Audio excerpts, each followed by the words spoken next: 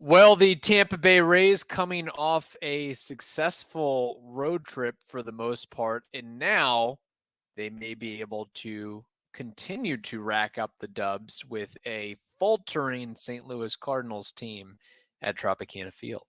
They seemingly have the right opponent in front of them to get some momentum. Let's talk about that. Plus, some Rays brawl boxing things starting right now. You are Locked On Rays, your daily Tampa Bay Rays podcast, part of the Locked On Podcast Network, your team every day. Hello, my name is Kevin Weiss. I'm Ulises Sambrano. And we are the host of the Locked On Rays podcast, part of the Locked On Podcast Network. Thank you for making us your very first listen every day. Be sure to check out and subscribe to our YouTube channel at Locked On Rays. You can also find us on the social medias at Locked On Rays and email us anytime for mailbag episodes, lockedonrays@gmail.com. Well, the Tampa Bay Rays square off against the St. Louis Cardinals in a best-of-3 set beginning tonight. The Rays are 68-46. The Cardinals are basically in the opposite direction, 49-64, which is remarkable considering the Cardinals had, entering this season, one of the longest streaks ever in all of professional baseball in terms of winning seasons. I mean, they have had up to this point 15 straight winning seasons. I guess they could still technically get there. It doesn't look so hot as of right now. They hadn't had a losing season since 2007, and things will get more difficult following the trade deadline, where the Cardinals, I think for the first time in a very, very long time, they were sellers, giving away or trading away the likes of Genesis Cabrera, Jordan Montgomery, Chris Stratton, Jordan Hicks, Paul DeJong, and Jack Flaherty. Unfortunately, to the Orioles, Flaherty goes. So a lot of moves there. That's, I guess, the benefit of facing losing teams in August is you get weaker teams in August because they've likely sold off some of their assets. Yeah, and there are few teams that in MLB that you just put in a bucket of like always good. Yeah. You know, there are a few teams that can do that. The St. Louis Cardinals is definitely one of those teams. You just know they're going to be good. The fact that you said 2007, buddy, we were what, sophomores in high school? Like, yeah, that's a long time. And I ago. think that was Yadi Molina's like 8th year in the bigs, 2007, something like that. Same for Adam Wainwright, give or take. Yeah, they were already 40 years old back then. No, it's insane. 2007, they won it in 06. Wow, look at that. Yeah, they won it in 06, and then they had the World Series hangover. Very stereotypical. It's really been kind of an awful Cardinal season. It started with the whole Tyler O'Neill running to home and then getting tagged out, and then the whole manager spat between Tyler O'Neill with the media. That was odd. It just felt, not great. Yadi is out of the locker room. Wainwright is having an awful season. Like it has been like one thing after the other. Plus, every national game, they get reminded that they gave up on Adolis Garcia for free, Sandy Alcantara, and Randy Arozarena. So that doesn't help the fandom either. No, it certainly doesn't. And to me, it's still remarkable, though. And I'm glad you brought up the point about the Cardinals is year in, year out, you could check the box and say they're going to win between 88 to 93 games. And they more or less have done that over their history. I never got the vibe of like, in watching the Cardinals since the Rays have been good, or following the Cardinals to some extent from an outsider's point of view, that I was never like intimidated by them of, oh, they're a juggernaut, but they were always there. They were always a winning ball club. But yeah, I don't know, maybe it was just some of my perception of it was never like, oh my gosh, watch out for them in the World Series or for them to win the World Series. But just a solid team. Just a solid team that was going to be there. Exactly. Like you said, 88 to 93 wins. And you might not be scared of them, like you said, but they're solid this year. Completely 180. It also helps being spotlighted in the NL Central. I would like to see how the Cardinals would have fared since 2007 in the AL East, for example, but I'll digress from that. But what is crazy to me is even with all of the hijinks and craziness and distractions that the Cardinals have gone through recently this season and maybe leading up to this season, is you have basically 2 Hall of Famers on your roster, more or less in their prime, and you still are 15 games under 500 between Nolan Arenado and Paul Goldschmidt at the corner. Yes, I believe both of those will be Hall of Famers when it's all said and done. It gives me Angels vibes. Like you have Shohei Ohtani, Mike Trout, and you found a way to screw it up time and time again. You can't. This isn't basketball. This isn't football. I've said this a million times. When Tom Brady signed with the Bucks, it seemed odd to me that everybody was like, "Oh, the Bucks are going to win it. Oh, the Bucks are going to win it." Not even Bucks fans, but like on the media, they were like, "Oh, the Bucks are the favorite to win." And I was like, "One dude can do that much on the football field, and boom, they won it." So like. That can happen in football. You just get one really good dude, and then you can win it. That's at quarterback, that's not it in baseball. You can't just have like we have the best pitcher. We have Sandy Alcantara. Well, you got nothing. Jacob deGrom, nothing. You got Verlander. Well, maybe so if you're the Astros, but that's a whole team thing. It's really incredible how you don't have that. In baseball, but you do have it in some other sports, and that goes to show you that it's a whole organization, top down movement that needs to happen. You can't just focus on like one area of strength. You have to have a group of people, and that's why the Rays have been so successful, because they kind of they see the bigger picture, and they don't care. They might not have their top 3 players, might not be the top 10 players in the league, but their number 25, 26 can be plugged in when number 13 is sick, and nothing should happen. The drop off is not there. Right. Although I think we're starting to see a little bit of a tide turning where they'll still have the depth and they still have a lot of contributors, but Wander Franco, Shane McClanahan when healthy, and some others, they do crack the top 5, top 10, top 15 player list, where previously it really hasn't been the case. And hopefully Wander can continue his trek of hitting and defense in this series as the team seems to go as he goes as of late. But the Cardinals this season, they're 6th in OPS thanks to Goldschmidt and Arenado and Nolan Gorman and others. 22nd in TRA and tied for 24th in defensive runs saved. They've actually saved negative runs, significant negative runs so far this season. As far as the pitching matchups projected, it will be Miles Mikolas going up against Zach Eflin, Dakota Hudson versus TBD with the Rays, and then our buddy, former Rays farmhand, Matt Liberatore, he's struggling, going up against Zach Littell in the Thursday game. All that bottled up, Ulises. Anything you're going to be focusing on, pinpointing in this series, this 3-gamer against the Cards? I guess every day there's something to watch out for. Mikolas, he can give you depth, and apparently does not like it when you hit his own catcher with a backswing. He does not appreciate that, and he will hit you with a baseball. 8 of his last 8 starts, he has 3 that he's gone 7 innings. So he can go deep if it goes well for him. So that's something to maybe, the Rays, if they can get his pitch count up, that would be very helpful to avoid that. On the second game, TBD, it would be very interesting to see how Kevin Cash and co. Go around with that bullpen day. If maybe it's an Erasmo situation again, maybe it's too early, but he only did pitch 3 innings. We'll see what a TBD happens. If it's a Jalen Beeks situation, he is up. And on Thursday, you get to see Matthew Liberatore against Randy Arozarena, the trade. There we go. Get to see then that's always fun to see the guys that were traded against each other to go mano a mano. So there's stuff to see every single game.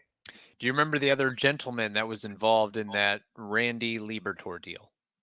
Cafecito Martinez. That's right. The Yeah. short-lived in a Rays uniform, Short-lived. believe it or Short-lived. not. Yeah. Last I heard or checked, he was trying to make a career overseas. I'll also be looking out for Taylor Motter. He is in a Cardinals uniform now, believe it or not, and on the active roster as of this morning. So Taylor Motter still finding a way to kick around and have a career at age 33. I think he would go anywhere. He would go to Antarctica. I mispronounced that. Antarctica. Wow, I mispronounced it again. He'd go to another country, another continent to play baseball. As long as he's got a bat in his hand and a glove in his hand, he's good to go, evidently. It's early, folks. Yeah, look, that guy. You know what that tells me? That Taylor Motter still is in the 26-man roster. That dude is nice. That dude is a good teammate. That dude does not cause problems. That dude is on time. That dude works his butt off. That dude is just a good human. Yes. That's how you stay that long without, a lot of production. Look at his stat line, look at his production. It's not really going to wow you, and he's still in the majors. That speaks to the integrity of the person. So good for Taylor Motter for doing that. And 100%. Yeah, he doesn't cause problems. He probably elevates the clubhouse in some respect. Might have some good hair care routines for the other guys as well. So that's something to focus on in this series. In the meantime, Ulises, we have to continue our discussion from yesterday in regards to the Jose Ramirez and oh God, I'm blanking on the guy's name. Tim Anderson. Wow, I already forgot. I guess I felt like I was knocked out the other day too. Anderson versus Ramirez with a Rays twist and tie-in. That's coming up next. But Ulises, we have to tell the audience about something extremely, extremely important. Yes, we do. And that is that this show is sponsored by BetterHelp. I've told you before that if you've got some issues in your life, either personal or professional, and you have to kind of talk to somebody, that is completely okay. You have a problem with your neck, you should take care of that. Well, if you have a problem that you'd want to talk to somebody and try therapy, you should definitely go do that.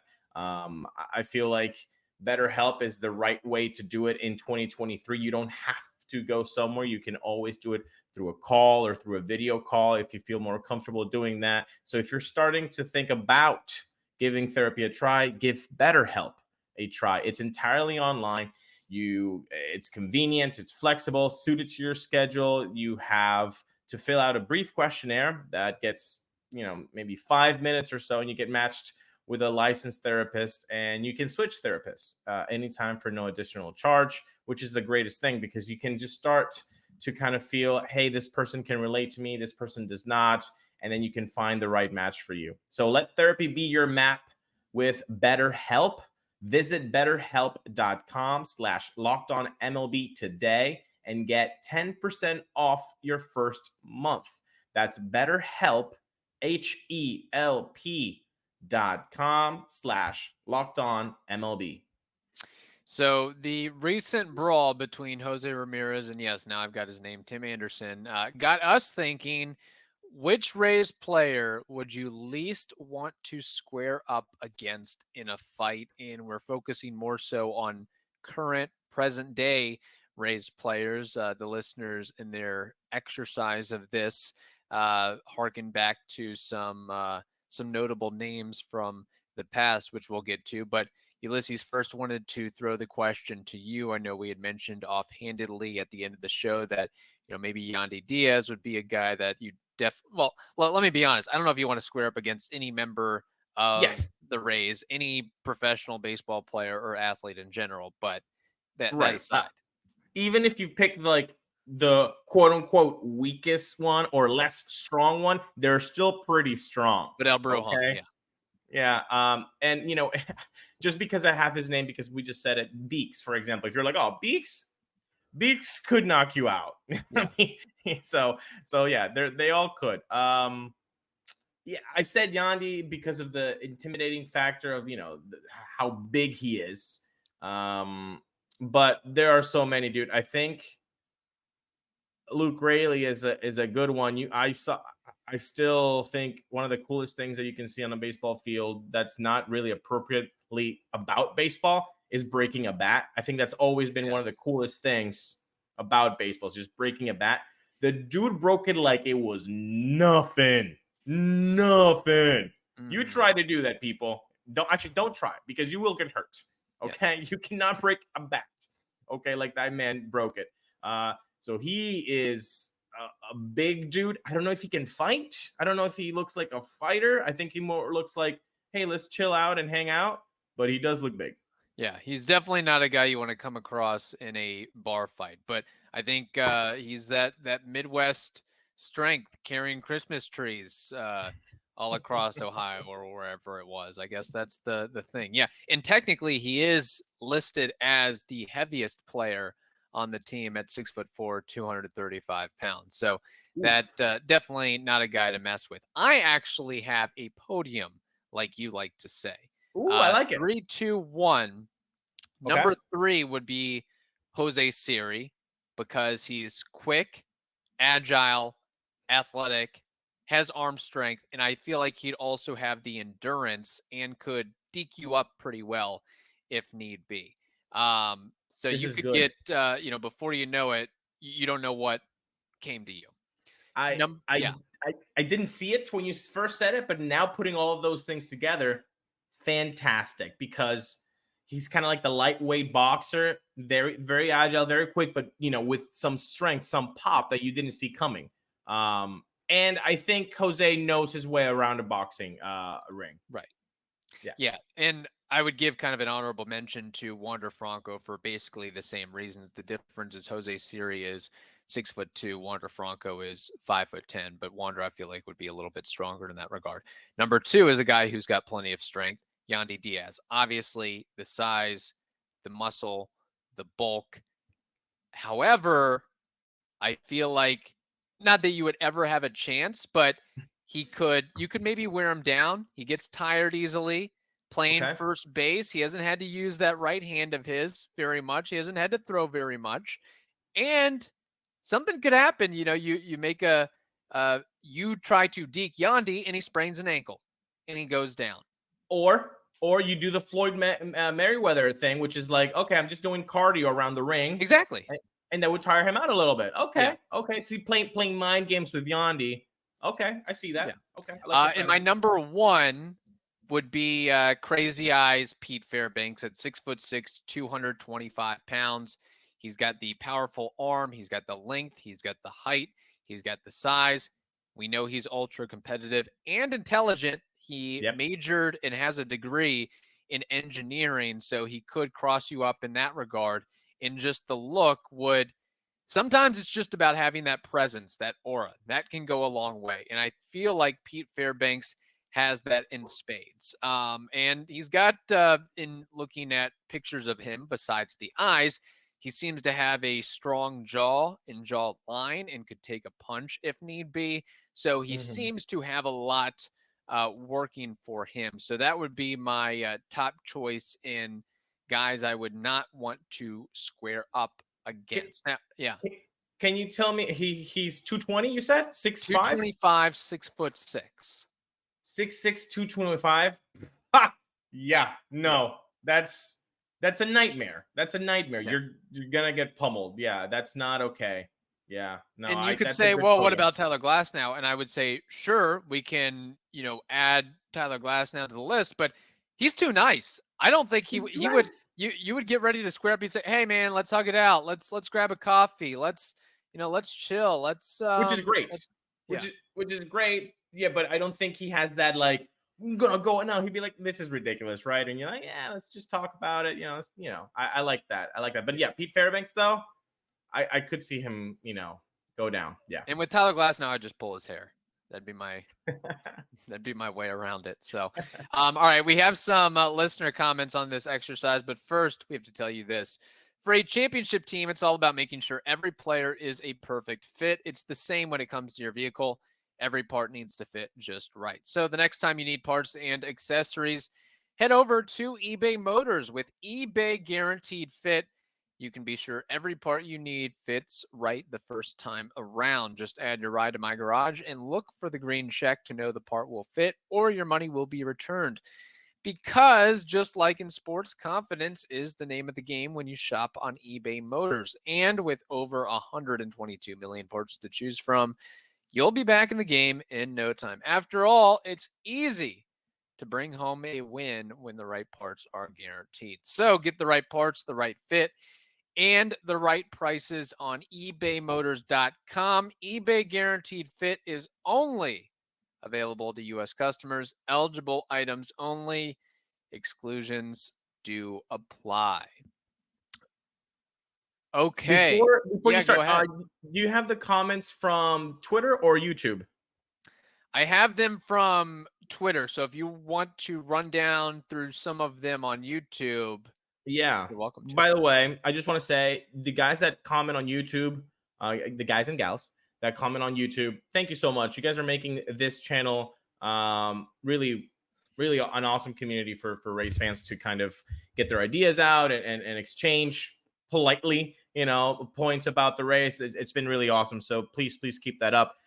So first is Ad Pete 99. He says, Luke Raley has the size, athleticism, and low-key inner rage that would make me not want to square up with him. Yandy is big, but he doesn't have the same mobility and seems a lot calmer. What do you think about that? Maybe part of it, too, is Luke Raley has some built-in rage and aggression from never getting that fair shake or opportunity in the bigs and not getting respect like Rodney Dangerfield. So he really has to let it all out in that regard.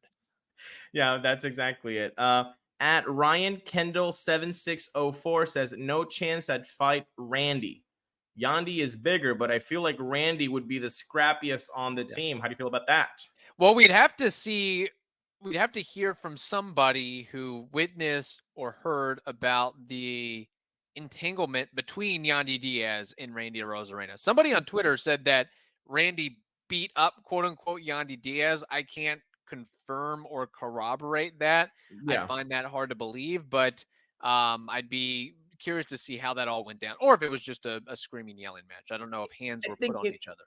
I think it was probably like that and plus a kerfuffle. Although we did hear that Ji-Man Choi stepped in between them wearing flip-flops. So that's a cool imagery right there. That's also a guy you don't want to mess with. I mean, Ji-Man Choi is a nice, lovable guy, but he was big dude. If he was on the roster, he would be the heaviest guy on the roster by a pretty good margin, I would say.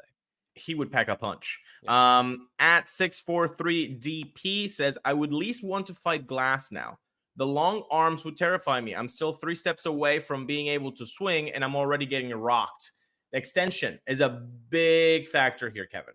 Yeah, definitely. Well, that's where Pete Fairbanks also has the extension, and I feel like that mentality where Tyler Glasnow is just too nice of a dude. You're going to be friends at the end of it all. I don't think he's going to want to have to throw a punch. He's from California. He's a lover, not a fighter.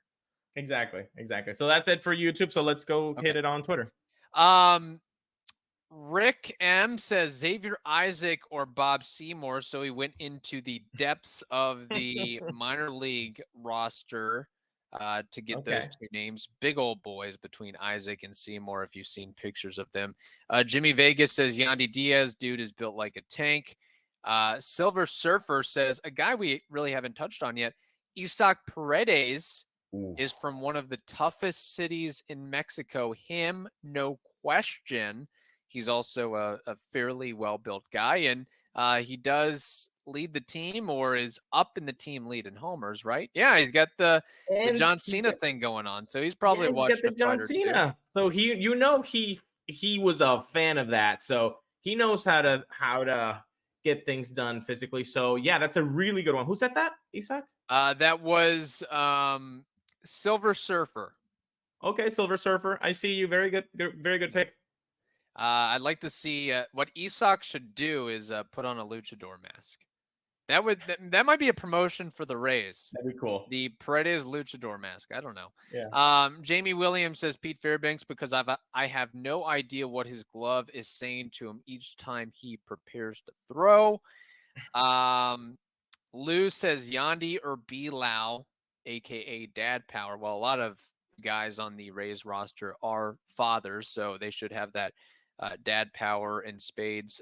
Willie Lopez goes back to some all-timers, Kyle Farnsworth and Johnny Gomes. I know Kyle Farnsworth was renowned for not wanting to get in an entanglement or a kerfuffle with him. That's for sure. Matt Germain says, maybe it's just me, but I feel like Luke Raley would just go beast mode. Donovan says he would smoke Vidal Brujan. Okay. I'd like to see that. Donovan does not have, well, maybe that is a picture of him as a football player. He looks like a big dude if that's actually him. So maybe he would have a shot. Colin Cochet says Poche because his extension is elite. Brian says the only correct answer is Yandy Diaz. Brian Stark says Jose Siri because he would beat me up and then steal my girlfriend. At least the other players would just beat me up. There we go. Okay, Brian, that was points for creativity. I like that. Yes, that was very good. Couple more here, and then we'll wrap it up. Smokey Jackson says Ryan Thompson or Kevin Kelly are my sleepers, no pun intended. Both can probably throw a mean right hook and from different arm angles. Eric says Isak is too quiet. Those are the ones you always have to worry about. And something tells me Siri as hands. My Siri on my phone just lit up as well with that. And then finally, Argenis Rashad says, definitely Yandy. And when he was on the team back in the day, Mike Zunino, here's a comment that I heard on ESPN's Latin American broadcast in regards to the Jose Ramirez-Tim Anderson fight. Now we know why there are no Dominicans in boxing, because they're in baseball. So. All right, that's also good points there. There it is. Yeah, thank you all for participating in this exercise. I mean, it kind of took off. I was amazed at the amount of comments. It seemed like if we did a straw poll, most people would say Yandy for obvious reasons, but there were some fun, thoughtful, unique answers thrown in there as well. Rayleigh and Siri get a lot of love too. I want to go back just for one thing. Inner Rage. You know who has Inner Rage? On the current Rays roster? And it's unassuming with his size. Is it a pitcher or a position player? A position player. Brandon Lau? Okay. Yeah. Mr. No Poker Face. That dude is angry inside. He's like he has some like Bruce Banner types. Especially when he goes 0 for 4 with 4 strikeouts or 3 strikeouts and misses a breaking ball by 20 inches. You don't want to mess that guy after an outing like that. He's going to be livid. So I know he might not be the biggest guy or the tallest guy, but you find me somebody angrier than Brandon Lau after going 0 for 4 with 3 strikeouts and a pop-up. Yeah. No, it's him. He's the Bruce Banner of the Rays. There we go. Yeah. I'm surprised. I know he's hurt right now on the injured list, but not even some sort of nod or mention of Shane McClanahan as a southpaw, a hard thrower. He has the Sugar Shane nickname. Maybe it just wasn't in the cards for him. Maybe he had to be a couple inches taller and a more intimidating look. I don't know. Yeah, maybe not. He might look too skinny. Possibly. That could be it as well. Yeah. All right. Thank you all for the comments and interaction. We appreciate it. Yes. And we hope you all have a wonderful day. Stay safe. Don't get into any fights with Rays players. And we'll talk to you tomorrow.